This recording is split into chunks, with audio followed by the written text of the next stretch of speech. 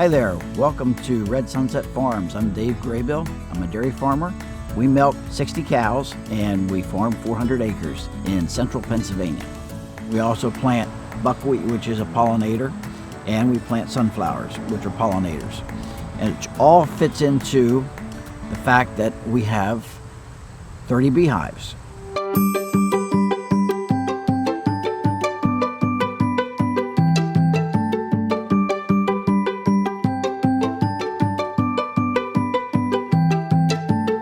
I like producing honey on the farm and producing bees. We've actually sold some bees and we've sold some honey.